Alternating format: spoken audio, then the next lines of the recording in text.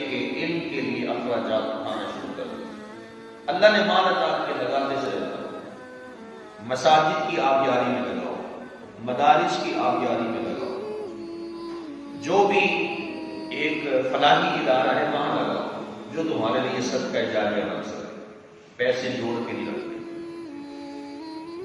جوڑ کے رکھو گے فنا ہو جاؤ گے. اگر لگاتے چلے جاؤ گے تمہارے لیے بقا ہے. تمہارا نام دنیا میں باقی رہے گا اور آخرت میں تمہارا نام باقی رہے گا. ایک بزرگ تھے، ان سے پوچھا گیا کہ آپ کے ہاں دولت کا کیا معیار ہے؟ انہوں نے کہا طمع نہیں ہے، منع نہیں ہے، جمع نہیں ہے. یہ تین باتیں کہی. طمع نہیں ہے، منع نہیں ہے، جمع نہیں ہے. یہ بڑی بات گہری تھی. تین لفظوں میں انہوں نے اپنی ساری گفتگو کا نچوڑ رکھ دیا. کہا لالچ نہیں ہے. طمع کہتے ہیں لالچ. لالچ نہیں ہے کہ لوگ مجھے آ کے پیسہ دیں. منع نہیں ہے، کوئی دے دیتا ہے تو دے دیتا ہوں. جمع نہیں ہے، جو دیتا ہے صدقہ تو خیرات کر دیتا ہوں. اس لیے تو کہتے ہیں کہ اللہ رب العالمین سے دولت مانگے، عثمان غنی کا صدقہ مانگے، فرعون جیسی دولت سے پناہ مانگے.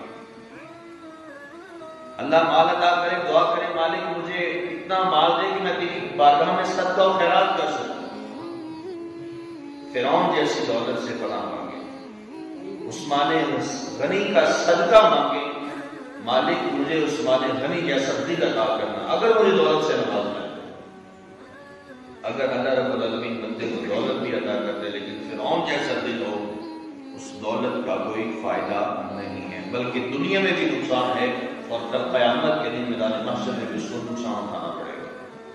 تو فرمایا کہ دولت مندی کو غربت سے پہلے غنیمت جانا. پھر فرمایا کہ فراغت کو مشغولیت سے پہلے غنیمت جانا. ابھی تم فارغ ہو، تمہارے اوپر کوئی بوجھ نہیں ہے، تم اپنے رب کے حضور حاضر ہو سکتے ہو، اعمال صالحہ کر سکتے ہو، تمہارے پاس فری اوقات ہے. گر جاؤ رب کے حضور، رب کو منا لو، مخلوق خدا کو راضی کر دو. مخلوق خدا کو راضی کریں گے رب بھی راضی ہو جائے گا. مخلوق کو ناراض کر کے بندہ خالق کے حضور سجدہ ریز ہو جائے، اس کی عبادت اور ریاضت بھی ضائع چلی جاتی ہے. جب اس کے بندے اس سے ناراض ہیں، بندوں کو ناراض کر کے رب کے حضور سجدہ ریز ہونے سے دعائیں قبول نہیں ہوتی ہیں. تو فرمایا کہ اگر تم فارغ ہو، مشغولیت سے پہلے اسے غنیمت جانا. 5ویں نمبر پہ ارشاد فرمایا زندگی کو موت سے پہلے غنیمت جانا. ابھی تمہاری سانسیں چل رہی ہیں، ابھی ایک سانس اندر جاتا ہے باہر آتا ہے، کھا رہے ہو، پی رہے ہو، زندگی کی عیش و عشرت میں تم مبتلا ہو، سارے معاملات زندگی چل رہے ہیں. لیکن جب یہ سانسوں کی مالا ٹوٹ جائیں گی، ساری چیزیں منقطع ہو جائیں گی، کٹ جائیں گی، دنیا سے تمہارا تعلق کٹ جائے گا، ایک زمین کا تم حصہ بن جاؤ گے. اگر اس بات کو یوں کہا جائے تو بھی غلط نہیں ہوگا. ایک زمین ہے جو انتقال کے بعد ہمارے نام ہو جاتی ہے. پراپرٹی آپ نے لینی ہو تو اس کا انتقال اسے کہتے ہیں. ایک زمین جو انتقال کے بعد آپ کے نام ہو جاتی ہے، اور ایک عمل وہ بھی ہے انتقال کے بعد ہم زمین کے ہو جاتے ہیں. ہمارا نام زمین کی خاطر ہو جاتا ہے. ایک انتقال کے بعد زمین آپ کی ہوتی ہے اور ایک انتقال کے بعد آپ زمین کے ہو جاتے ہیں. اتنا فرق ہے.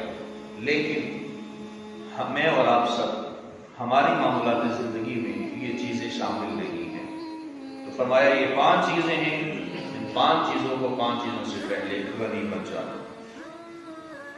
حصول علم کے لیے حضرت سیدنا جابر بن عبداللہ رضی اللہ تعالی عنہ کا شوق بھی سماعت کی تھی.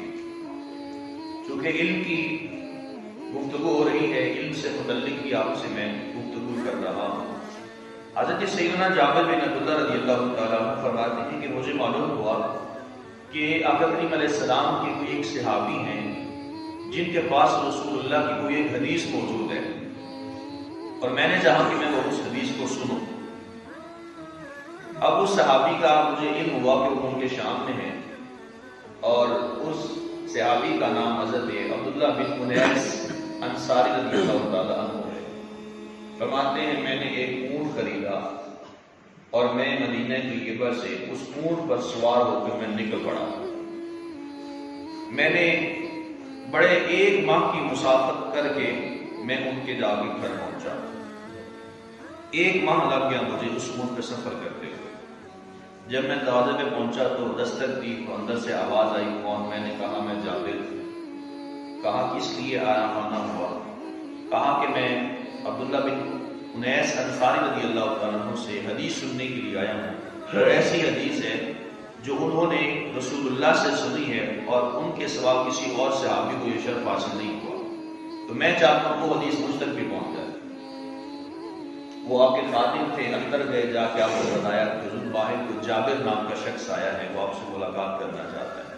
اندر سے وہ صحابی چھوڑ باہر آئے، دروازے پہ کھڑے کھڑے حضرت جابر بن عبداللہ رضی اللہ تعالیٰ عنہ نے ان سے حدیث سنی۔ حدیث سننے کے فوراً بعد واپسی اونٹ پہ بیٹھے اور واپسی اپنی جگہ پہ آ گئے۔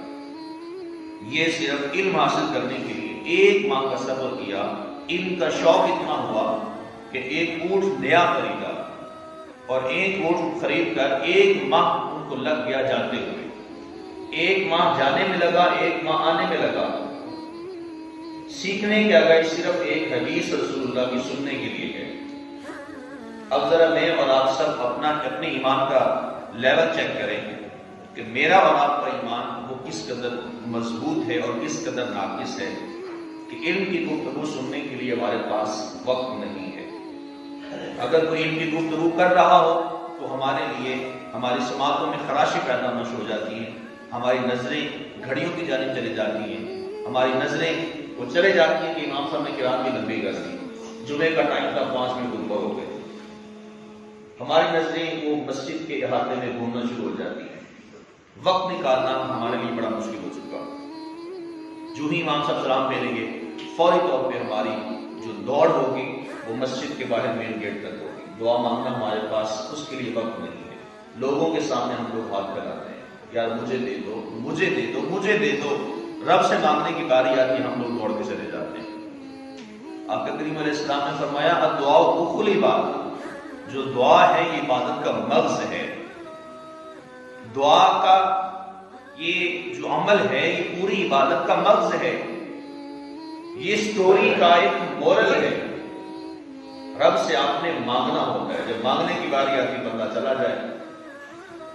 پوری عبادات آپ نے کر لی لیکن جب مانگنے کی باری آئے تو بندہ اٹھ کے چلا جائے۔ میرے خیال سے اس جیسا بدبخت انسان نہیں ہو سکتا جو رب سے نہ مانگے۔ رب کہہ رہا ہے مجھ سے مانگو، بندہ کہتا ہے میں نے رب سے نہیں مانگنا، میں نے بندوں سے مانگنا۔ یہ بندے کی فلسفی ہے۔ جذبہ حصول علم کے لیے حضرت جابر بن عبداللہ رضی اللہ عنہ کا یہ عمل یہ میرے لیے اور آپ سب کے لیے مشل راہ ہے کہ دین کا علم حاصل کرنے کے لیے اگر ہمیں کسی عالم کے پاس جانا پڑے، کسی سے کانٹیکٹ کرنا پڑے، کسی کے ساتھ رابطہ قائم کرنا پڑے، تو ہمیں علم کے حصول کے لیے پیچھے نہیں ہٹنا چاہیے۔